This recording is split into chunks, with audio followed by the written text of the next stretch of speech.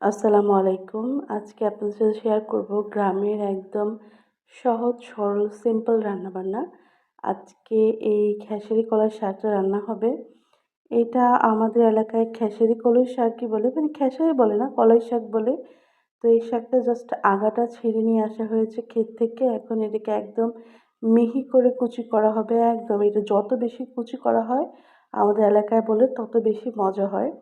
তো এটা হচ্ছে আমার মা একদম মানে মিহি মানে একদম কুচি, কুচি করে কেটে নিচ্ছে। তো এরপরে হচ্ছে এটাকে ভাজি করা হবে। ১ম এ হচ্ছে এটা ভালো করে কুচি, কুচি করে কেটে আপনারা চাইলে চিংড়ি মাছ এড করতে পারেন। আমরা চিংড়ি মাছ না, শুধু এটাকে আমাদের এলাকায় এটার প্রচলন হচ্ছে একদম কুচি করে কেটে মানে ভাজি করা। এভাবেই হচ্ছে সবসময় খেয়ে থাকি আমরা। তো সেটাই আজকে শেয়ার করব আপনাদের সাথে। এই শাকটা কুচি করার পরে সকালে নাস্তার জন্য আজকে রান্না করতেছে মানে আমন ধানের হচ্ছে জাউ ভাত। এটা আমন ধানের চাল, একদম লাল, লাল চালগুলো। এই চালগুলো তো ইদানিং গ্রামে দেখাই যায় না।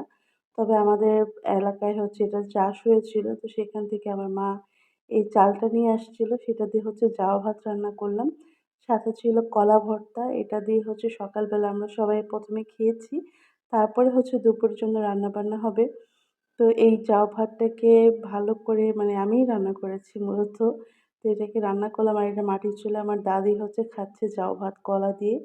উনি হচ্ছে উনার তো দাঁত নাই। তো এগুলা উনার অনেক পছন্দের খাবার, নরম খাবার।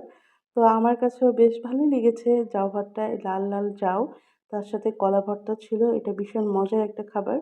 আপনারা পছন্দ করেন কিনা সেটা কিন্তু কমেন্ট করতে পারেন। এটা কিন্তু খুবই হেলথি একটা খাবার। তো এরপরে হচ্ছে কলাই শাকটাকে ১ম এ সিদ্ধ করে নিয়েছি। তারপর হচ্ছে এখন এটাকে ফোড়ন দিয়ে দিব। এটার মধ্যে রসুন কুচি, শুকনা মরিচ কুচি, পেঁয়াজ কুচি দিয়ে দিলাম। এটা মানে শুকনা মরিচটা দিলে তো যেকোনো শাকেরই ফ্লেভারটা অনেক ভালো আসে, খেতেও অনেক মজা হয়। আর মাটির চুলা প্রত্যেকটা রান্নাই কিন্তু অনেক বেশি টেস্টি। তা আমি আবার একটুখানি ফোড়ন দেওয়ার আগে লবণ চেক করে নিলাম লবণ হয়েছে কিনা। তারপরে হচ্ছে এটা ঢেলে দেবো। এটা ঢেলে দিয়ে একদম ভাজা, ভাজা করে বাটিতে তুলে ফেলবো। তো আজকে মূলত এটাই রান্না হচ্ছে কলাই শাক। তার সাথে মাছ মাংস ছিল। বাট আমি অন্য কিছুই ভিডিও করিনি। জাস্ট হচ্ছে এই শাকটার ভিডিও করলাম। আর এটাই খেয়েছি। আমার কাছে ভীষণ মজা লেগেছে। আমি ঢাকাতে এই শাকটা ওরকম তো পাওয়া যায় না। একদম এলোমেলোভাবে থাকে বাজারে।